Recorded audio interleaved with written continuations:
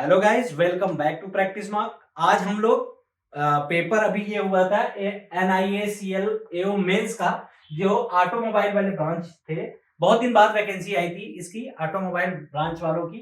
और इसमें टेक्निकल का जो 40 क्वेश्चन था उसको हम आज डिस्कस करेंगे। और इसमें जो क्वेश्चन थे टेक्निकल पार्ट के, उसमें क्या किस किस पोर्शन से क्वेश्चन आया था पहले ये बता दे रहा हूं मैं। इसमें इंजीनियरिंग थर्मोडायनेमिक्स से क्वेश्चन आया था, फ्लूइड मैकेनिक्स से आया था, और आपका स्ट्रेंथ ऑफ मटेरियल से आया था, थ्योरी ऑफ मशीन से आया था, और आपका प्रोडक्शन से आया था, और बेसिक ऑफ ऑटोमोबाइल से आया था। तो अगर हम पहले क्वेश्चन की बात करें तो सबसे पहले इसमें ये पूछा गया था, पहला क्वेश्चन था वो डीजल इंजन से पूछा गया था। आपका डीजल इंजन, तो डीजल इंजन में आपको पता है इसमें पूछा था डीजल इंजन में, डीजल इंजन साइकिल में क्या कांस्टेंट रहता है। तो डीजल इंजन साइकिल में आपको पता है कि डीजल इंजन साइकिल में आपका प्रेशर कांस्टेंट रहता है। प्रेशर आपका क्या रहता है, कांस्टेंट रहता है। प्रेशर कांस्टेंट को क्या बोलते हैं, आइसोबार। ठीक है, आइसोबार। तो आपका पहला क्वेश्चन यही आया था कि डीजल इंजन, जो आपकी डीजल इंजन साइकिल है उसमें क्या कांस्टेंट रहता है। शायद P इक्वल टू, उन्होंने ये बोल भी दिया था कि प्रेशर अगर कांस्टेंट है तो उसे क्या बोलते हैं, तो उसे आइसोबार बोलते हैं। अगर दूसरा क्वेश्चन हम बात करें वो फ्लूइड, फ्लूइड की अगर बात करें तो उसमें पास्कल लॉ पे क्वेश्चन था। पास्कल लॉ पे क्वेश्चन था। पास्कल लॉ आपको पता है कि अगर स्टैटिक फ्लूइड के लिए वैलिड होता है। स्टैटिक फ्लूइड में क्या होता है कि स्टैटिक फ्लूइड में किसी भी पॉइंट पे अगर आप प्रेशर डिस्ट्रीब्यूशन की बात करोगे, वो क्या होता है, वो डायरेक्शन डिपेंडेंट नहीं होता, सेम वैल्यू होती है हर एक उस पे सेम वैल्यू होती है इसमें। ठीक है, ये पास्कल लॉ हो गया कि स्टैटिक फ्लूइड पे अगर किसी भी पॉइंट पे हम प्रेशर की वैल्यू देख रहे हैं वो सेम होती है हर डायरेक्शन में। तो ये आपका पास्कल लॉ पे क्वेश्चन हो गया। जो स्टेटमेंट आपको दिए होंगे चार ऑप्शन, तो पास्कल लॉ पे यही स्टेटमेंट बेसिकली देता है, स्टैटिक फ्लूइड के लिए होता है, और इसमें जो है हर डायरेक्शन में जो प्रेशर की वैल्यू होती है वो सेम होती है। अगर हम बात करें कि एचएस के बीच, तीसरा क्वेश्चन था उनका, एचएस के बीच अगर डायग्राम बना है आपका, इसमें क्वेश्चन था आपका कि जो आपका मोलियर चार्ट होता है, जो आपका मोलियर चार्ट होता है, मोलियर चार्ट होता है आपका, मोलियर चार्ट जो होता है आपका, वो किन किन के बीच का ग्राफ होता है। तो मोलियर चार्ट का जो आपका ग्राफ होता है, मोलियर चार्ट का, वो आपका एचएस का होता है। एचएस डायग्राम बोलते हैं इसको, एचएस डायग्राम बोलते हैं। और एचएस डायग्राम में अगर बात करोगे आप, तो यहाँ पे एच रहता है, और यहाँ पे आप एब्सिसा पे आपका एस रहता है, और ये ऑर्डिनेट पे आपका एच रहता है। और इनका जो स्लोप होता है डीएच अपॉन डीएस, वो टेम्परेचर, ये आपका ये ग्राफ, इनके बीच आपका आपका मोलियर डायग्राम बनता है। तो अगर मोलियर डायग्राम में अगर आपके चार ऑप्शन होंगे, टीएस, पीटी या एचएस, तो एंथैल्पी और आपका एंट्रोपी हो जाएगा। अगर हम बात करें कि बियरिंग के कुछ क्वेश्चन आए थे, वो क्वेश्चन क्लियर मिल नहीं पाया है, तो बियरिंग का क्वेश्चन यार एक तो न्यूमेरिकल अगर आया होगा तो आपका रेटिंग लोड पे पूछा गया होगा, आपका रेडियल लोड पे पूछा गया होगा, आपके लाइफ साइकिल का पूछा गया होगा कि L90 H इक्वल टू आपका P बाई C, और यहाँ पे होगा 3। ये बाल बियरिंग के लिए होता है, और रोलर बियरिंग के लिए बात करोगे 10/3 होता है। तो आपका इस पे क्वेश्चन अगर आया है बियरिंग से, अगर टाइप ऑफ बियरिंग से क्वेश्चन आया है, तो टाइप ऑफ बियरिंग पे जो क्वेश्चन होगा वो तो आप देख ही रहोगे, कौन सा लोड कौन एग्जिस्ट कर रहा है। बाल बियरिंग के भी 3-4 टाइप होते हैं, और रेडियल रोलर बियरिंग के भी 3-4 टाइप होते हैं। अब उसमें क्या क्वेश्चन आया था वो तो नहीं पता है, अगर लेकिन न्यूमेरिकल आया होगा तो डेफिनेटली इसी फॉर्मूले पे क्वेश्चन आया होगा। आपका जो ये लाइफ पूछा गया होगा मिलियन पर रिवोल्यूशन। अगर हम बात करें अब की डिग्री टोम की बात, अगर हम करें कि टोम में क्या क्वेश्चन पूछा गया होगा, तो टोम में आपका, अगर हम बात करें टोम में थ्योरी ऑफ मशीन का एक क्वेश्चन पूछा गया था कि अगर आपका degree of freedom, degree of freedom आपका निगेटिव आ रहा है, डिग्री ऑफ फ्रीडम आपका अगर निगेटिव आ रहा है तो उसको क्या बोलोगे। पूछा गया था आपका कि डिग्री ऑफ फ्रीडम अगर आपका निगेटिव आ रहा है तो उसको आप क्या बोलोगे। देखो जरा, अगर डिग्री ऑफ फ्रीडम आपका थ्योरी ऑफ मशीन में पूछा गया है आपका कि अगर degree of freedom, degree of freedom आपका अगर निगेटिव है, निगेटिव है, तो इसको आप बोलते हो क्या, स्ट्रक्चर। स्ट्रक्चर बोलते हो आप इसको, इसको क्या बोलते हो, स्ट्रक्चर बोलते हो। अगर डिग्री ऑफ फ्रीडम आपका निगेटिव है, अगर डिग्री ऑफ फ्रीडम आपकी 1 है सॉरी, डिग्री ऑफ फ्रीडम अगर आपकी निगेटिव वैल्यू तो इनकांस्टेंट बोलते हैं, जीरो है। अगर डिग्री ऑफ फ्रीडम आपकी DOF, अगर आपका अनकंस्टेंट बोलते हैं इसको, वहां पे क्वेश्चन में आपने डिग्री ऑफ फ्रीडम 0 दे रखा था, तो इसको फ्रेम या स्ट्रक्चर बोलते हैं। क्या बोलते हैं? फ्रेम या स्ट्रक्चर। और अगर डिग्री ऑफ फ्रीडम आपका 1 है, डिग्री ऑफ फ्रीडम अगर 1 है तो ये काइनेमेटिक चैन होता है। ठीक है, समझ में आती है बात? ये हो गया। अब नेक्स्ट क्वेश्चन क्या है, अगर पूछा गया है तो अगर हम बात करें नेक्स्ट क्वेश्चन की, तो एकरमैन स्टीयरिंग पेयर के बारे में पूछा गया था। एकरमैन और डेविस दो तरीके की स्टीयरिंग मैकेनिज्म होती हैं, एक एकरमैन होता है, एक डेविस होता है। तो अगर हम एकरमैन की बात करें, एकरमैन में क्या होता है, एकरमैन में आपके सारे पेयर जो है टर्निंग, शायद यही पूछा गया था कि एकरमैन में आपकी जो पेयर होते हैं, ऑप्शन दिया था टर्निंग पेयर होते हैं, स्लाइडिंग पेयर होते हैं, all turning pair, all sliding pair. तो जो एकरमैन स्टीयरिंग पेयर है ना, उसमें आपका अगर एकरमैन की हम बात करें, एकरमैन की अगर हम बात करें, इसमें तो ऑल टर्निंग पेयर होते हैं, यही पूछा गया था। अगर हम बात करें साइकोमेट्रिक चार्ट का, साइकोमेट्रिक चार्ट से एक क्वेश्चन था। अब ये क्वेश्चन पूरा क्लियर नहीं हो पाया। अगर साइकोमेट्रिक चार्ट पे बहुत सारे होते हैं, सब कूलिंग होती है, सब हीटिंग होती है आपकी, उसमें ड्यू पॉइंट के कुछ अगर क्वेश्चन आए होंगे, ड्राई बल्ब टेम्परेचर के क्वेश्चन आए होंगे, तो साइकोमेट्रिक चार्ट से एक क्वेश्चन था। अब वो क्वेश्चन पूरी तरीके से मिल नहीं पाया है, तो साइकोमेट्रिक चार्ट का एक क्वेश्चन था। अगर हम बात करें अब, अगर इंजन की इफिशियंसी 100% है, वो बोला था क्वेश्चन में, थर्मोडायनेमिक्स का क्वेश्चन था कि हीट इंजन की इफिशियंसी, हीट इंजन की अगर इफिशियंसी 100% है, हीट इंजन की इफिशियंसी अगर 100% है, तो ये क्या होगा? ये होगा PMM2, क्योंकि हो ही नहीं सकती ना यार, ये हो ही नहीं सकती, इम्पॉसिबल है। तो हीट इंजन की जो 100%, ये पूछा था शायद क्वेश्चन, तो वो आपका PMM2 होगा। अगर आप बात करें ब्रेक पावर, एक क्वेश्चन आया था यहाँ पे आईसी इंजन का था कि आपका अगर इंडिकेटेड पावर इक्वल्स टू होता है आपका ब्रेक पावर प्लस आपका फ्रिक्शन पावर, तो वहां पे शायद आपसे फ्रिक्शन पावर पूछा गया था, क्योंकि वो क्वेश्चन में दिया था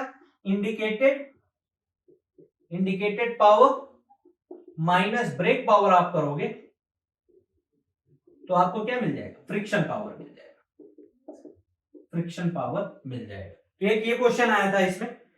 अगर हम बात करें नेक्स्ट पे, तो पॉइजन रेशियो पे क्वेश्चन पूछा गया था। एग्जैक्ट डेटा तो नहीं मिल पाया है, लेकिन पॉइजन रेशियो की अगर उसमें EG, अगर यंग मॉडुलस की वैल्यू दे रखी है आपके, और आपको रिजिडिटी की वैल्यू दे रखी है, तो आप उससे निकाल सकते हो।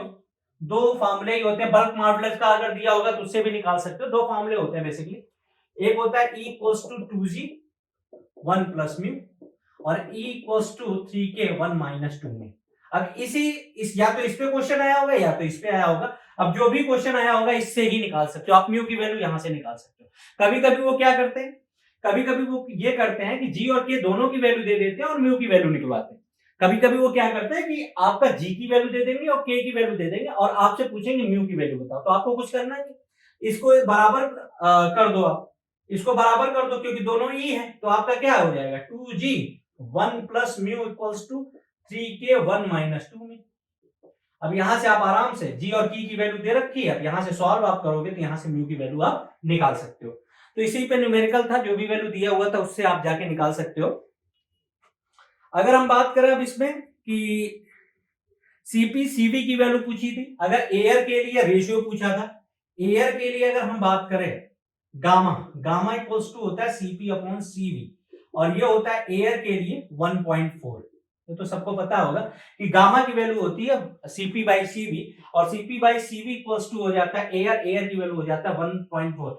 अगर एक फॉर्मूला इस टाइप में भी आता है 1 plus 2 by degree of freedom, यहां से डिग्री ऑफ फ्रीडम आपका निकालोगे अगर, तो आपका अगर डिग्री ऑफ फ्रीडम आपका मोनोएटॉमिक, डाईएटॉमिक और ट्राईएटॉमिक के लिए निकालोगे तो 3 5 7 की वैल्यू रख के आप उसके लिए भी निकाल सकते हो गामा की वैल्यू यहां से। ये क्वेश्चन एक पूछा था। अगर आप बात करें कि सब कूलिंग इफेक्ट क्या पड़ता है रेफ्रिजरेशन साइकिल में, तो सब कूलिंग इफेक्ट से आप जानते हो कि जो हमारा सीओपी होता है, सीओपी क्या होता है? रेफ्रिजरेंट इफेक्ट अपॉन आपका जो वर्क डन होता है, कंप्रेसर पे जो वर्क होता है। तो जब आप सब कूलिंग करते हो तो रेफ्रिजरेंट इफेक्ट की वैल्यू बढ़ती है, तो सीओपी की वैल्यू क्या हो जाएगी? बढ़ेगी। खत्म हो गया ये क्वेश्चन। यही पूछा था कि सब कूलिंग इफेक्ट पे क्या कुछ फर्क पड़ता है। अब अगर बात करें कि आपका सीओपी पे भी न्यूमेरिकल पूछा गया था। सीओपी पे अगर न्यूमेरिकल पूछा गया, अगर रेफ्रिजरेटर की बात करें हम, सीओपी के अगर हम रेफ्रिजरेटर की बात करें, सीओपी के रेफ्रिजरेटर की बात करें तो हम क्या करेंगे, TL upon T higher minus TL करेंगे। अगर यहाँ पे हीट पंप की अगर पूछा गया होगा, सीओपी हीट पंप का, तो T higher upon T higher minus T lower करेंगे। और एक रिलेशन आपको पता ही होता है कि आप अगर इसमें सीओपी आर का निकालना चाह रहे हो आप हीट पंप से और उसमें, तो आप वहां से भी निकाल सकते हो कि COP of heat pump equal to 1 plus COP of R equal to 1 upon efficiency. तो ये रिलेशनशिप भी, इस पे भी कोई क्वेश्चन आया होगा, आपको लोअर और हायर की टेम्परेचर की वैल्यू दी होगी, आप यहां से निकाल सकते हो। अब एक क्वेश्चन आया था यार कि टीआईजी वेल्डिंग गैस में जो आपके गैसेस यूज होती है वो कौन कौन सी थी। तो टीआईजी में आपका, टीआईजी जो आपका, ये आपका टीआईजी वेल्डिंग है, जो टीआईजी वेल्डिंग में हीलियम और आर्गन का यूज होता है। हीलियम और आर्गन गैस का यूज होता है। हीलियम और आर्गन गैस का यूज होता है। नॉन कंज्यूमेबल इलेक्ट्रोड इसमें यूज करते हैं। एमआईजी में कंज्यूमेबल इलेक्ट्रोड का यूज करते हैं। तो टीआईजी के लिए पूछा गया था कि जो सेल्डिंग गैस यूज होती है वो कौन कौन सी होती है। तो टीआईजी के लिए जो सेल्डिंग गैस है वो हीलियम और आर्गन यूज करते हैं हम। और एक क्वेश्चन आपका पूछा था कि ग्रे कास्ट आयरन में कार्बन की परसेंटेज क्या होती है। तो ग्रे कास्ट आयरन में आपकी कार्बन की परसेंटेज आपकी 2.5 से लेके 4.3 तक होती है परसेंटेज में। कार्बन की परसेंटेज अगर हम ग्रे कास्ट आयरन की बात करें तो ग्रे कास्ट आयरन में कार्बन की परसेंटेज पूछी थी, तो ये रेंज आपका होगा। अगर हम बात करें अब इंटरफेरेंस फिट की बात, अगर हम करें इंटरफेरेंस फिट की अगर हम बात करें, ये पूछा गया था कि आपका इंटरफेरेंस फिट क्या होता है। तो इंटरफेरेंस फिट आपका क्या होता है कि जो आपका सैफ्ट मिनिमम है, सैफ्ट मिनिमम है वो आपके होल मैक्सिमम से अगर बड़ा है, सैफ्ट मिनिमम अगर आपके होल के मैक्सिमम से बड़ा है तो आपका वो क्या कहलाता है, इंटरफेरेंस फिट कहलाता है। और इंटरफेरेंस फिट को ही क्या बोलते हैं, प्रेस फिट बोलते हैं। उसमें शायद क्वेश्चन इसी तरीके से पूछा गया था कि जो आपका होल का साइज है, जो होल का साइज है वो सैफ्ट के साइज के मिनिमम साइज से छोटा है, तो वो आपका क्या होगा, इंटरफेरेंस फिट हो जाएगा। यही पूछा था, इंटरफेरेंस फिट पूछा था। तो आपका जो होगा सैफ्ट का जो मिन साइज होगा वो ग्रेटर देन होगा होल के मैक्स साइज से, तो आपका ये क्या हो जाएगा, इंटरफेरेंस फिट हो जाएगा। ये क्वेश्चन एक आया था। अगर हम एक क्वेश्चन की बात करें यहां पे, एक क्वेश्चन बता रहे फ्लूइड बिटवीन प्लेट के बीच में पूछा गया था, तो वो क्वेश्चन मिल नहीं पाया, तो वो काउटी फ्लो पे आया होगा।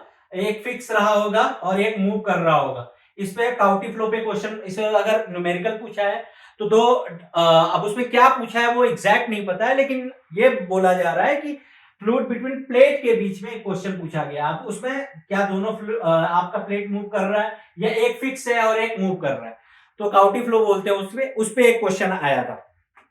अगर हम बात करें फ्लाई व्हील पे, एक क्वेश्चन आया था कि फ्लाई व्हील हमारा क्या करता है, एनर्जी स्टोर करता है, जब जरूरत होती है उसको तब उसको रिलीज करता है, मतलब हमारी जो स्पीड के फ्लक्चुएशन को कम करता है। फ्लाई व्हील का एक क्वेश्चन आया था, वो आपके फ्लक्चुएशन को क्या करता है, कम करता है। ये क्या करता है, जब एनर्जी ज्यादा होती है तो इसको रीस्टोर करता है, और जब जरूरत पड़ती है तो इसको क्या करता है, रिलीज करता है। कॉन्टिन्यूअस मोशन बनाता है, ये फ्लक्चुएशन को क्या करता है, रिड्यूस करता है। आपका ये क्वेश्चन आया था। और एक क्वेश्चन स्ट्रेंथ ऑफ मटेरियल का था। स्ट्रेंथ ऑफ मटेरियल का था आपका क्वेश्चन, ये कॉपर की रॉड है और एक आपका स्टील की रॉड है, और ये आपके कंपोजिट है, और इसको आप हीट दे रहे हो,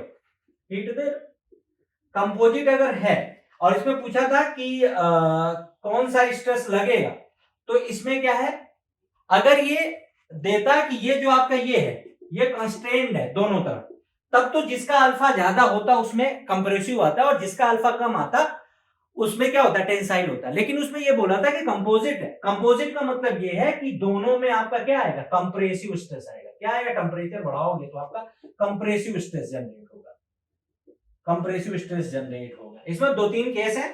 अगर यहाँ पे आप कंस्ट्रेंट नहीं लगाया हो, फ्री में है, तो स्ट्रेस आपका 0 होगा। अब वो आप देख लो कि क्या टाइप का क्वेश्चन पूछा था। 3 केस इसमें बनते हैं, वो आप देख लो कि क्या पूछा था। अगर ये कंस्ट्रेंट नहीं लगाते हैं, सिर्फ ऐसे रॉड रखते हैं कॉपर और स्टील का, तो जो आपकी स्ट्रेस जनरेट होगी वो 0 होगी। अगर आपको यहाँ पे ये कंस्ट्रेंट कर देते हो, यहाँ से मूव नहीं कर सकते हैं, दोनों तरफ कंस्ट्रेंट है, यील्डिंग नहीं हो सकती, तब यहाँ पे जिसका अल्फा ज्यादा होगा उसमें कंप्रेसिव आएगा और जिसका अल्फा कम होगा उसका टेंसाइल आएगा। आपके क्वेश्चन में शायद कंपोजिट कर दिया था, तो दोनों में आपका क्या होगा, दोनों में आपका कंप्रेसिव होगा। आपका एक क्वेश्चन शायद बैटरी कैपेसिटी यूनिट पूछा था, शायद ये पूरा क्वेश्चन आ नहीं पाया, तो एम्पियर आवर है शायद इसका। ये एक क्वेश्चन इस तरीके का पूछा गया था। वेलोसिटी रेशियो पे क्वेश्चन पूछा गया था, जो थ्योरी ऑफ मशीन के गियर से क्वेश्चन था कि वेलोसिटी ऑफ गियर रिलेशन आपको निकालना था, कैसे निकालोगे आप।